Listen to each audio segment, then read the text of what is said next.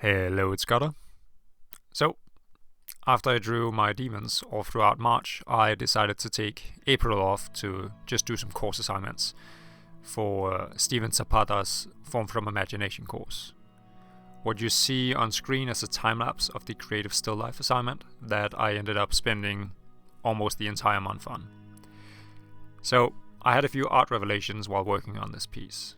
It's mostly in relation to learning just how to spend a long time working on the same piece.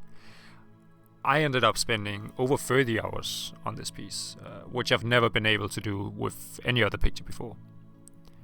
And that might sound a little weird considering that I've been practicing drawing like every day for the past 5 years now, but the important thing to note is that for the first 3 years my goal was specifically just to create a new drawing every day. And that taught me a ton of things, like just coming up with new ideas, thumbnailing, managing my expectations, just having fun, not really like sticking too much to like one thing, right? And that's the thing, right? It didn't really teach me to polish my art. And I don't just mean that in the sense that it was difficult for me to find time to also work on larger pieces on top of doing the daily drawings. That's true as well. But after a while, I did want to try out doing some more polished artworks, but I found it was like my brain had wired itself to just come up with new ideas and get hyped about those, and then just throw out any motivation that I might have had for continuing yesterday's work. It's like I had no stamina.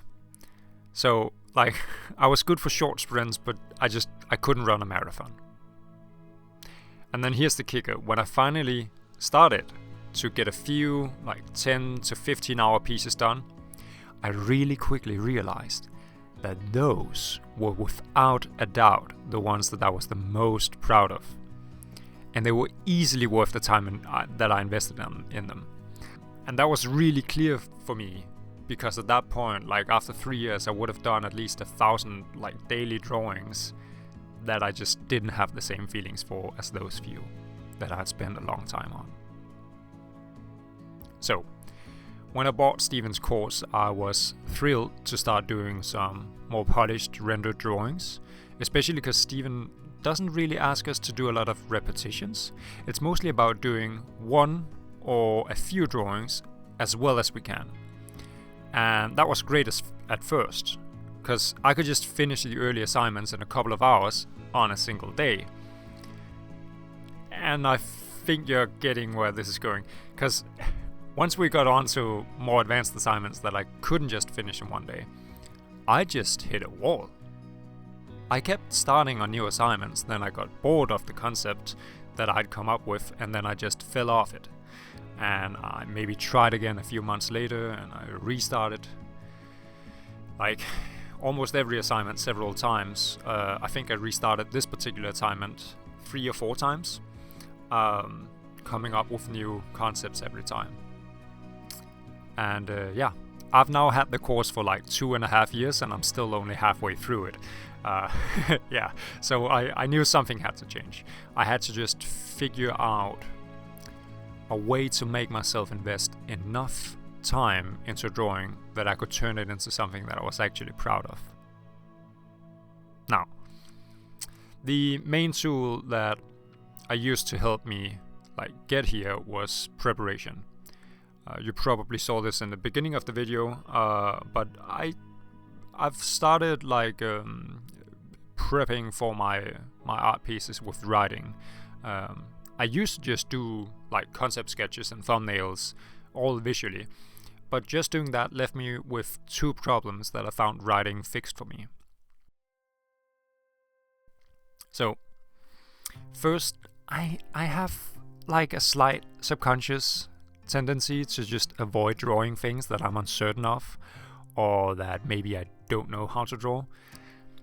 So, for example, I would maybe think of drawing a chain, but then this small uncertainty would pop up in my mind going, mate, you don't actually know how to draw a chain. And that would make me kind of dumb down the drawing, make it less ambitious, easier for me, maybe turn the chain into a rope. And that's a problem, not only because the final result will like become less impressive and, I mean, attached to my original idea,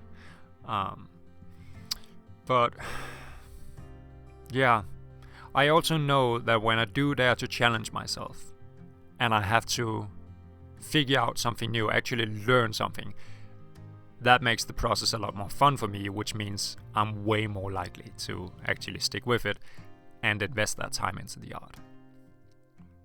So if I instead brainstorm and writing rather than drawing, I found that those uncertainties didn't pop up quite as often, because it's just easier for me to build challenges into the piece beforehand in writing and then not really have to think about how I'm going to draw them or if I can.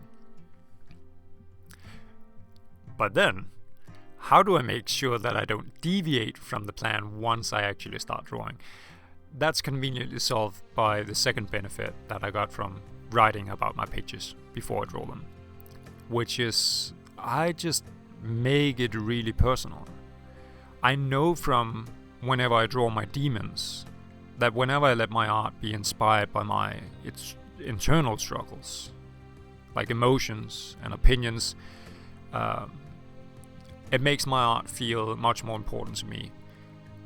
And the more important an art piece is for me, then the easier it is to justify spending a long time working on it and just pushing it to the best result you can. In fact, I thought that I was finished with this piece about a dozen times, and I just kept finding small things that I wanted to fix or improve, because I just didn't want to leave it with any unfulfilled potential. And I mean, I know it's not some master illustration, but the point is to make it to my full potential, because that's what's really gonna push my skill level. Yeah.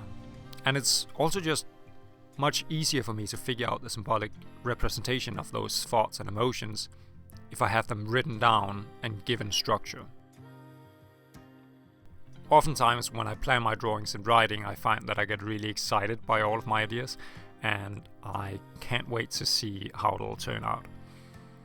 In other words, I kind of hype myself up beforehand, and I think of that hype as fuel that has to take me to the finished state.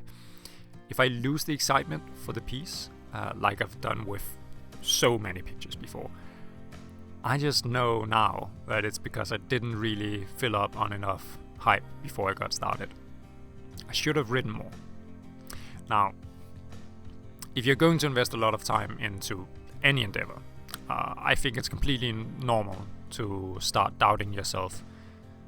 How will people react to the finished piece?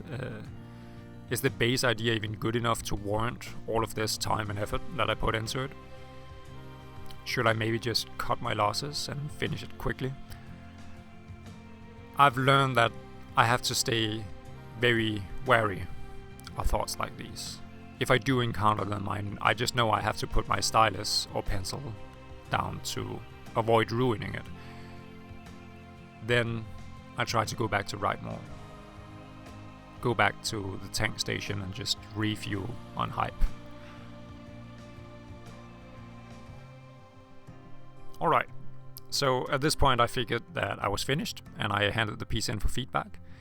I was feeling really satisfied with myself, and I had already pushed a ton of skill boundaries and built up a lot of patience for slow work like this.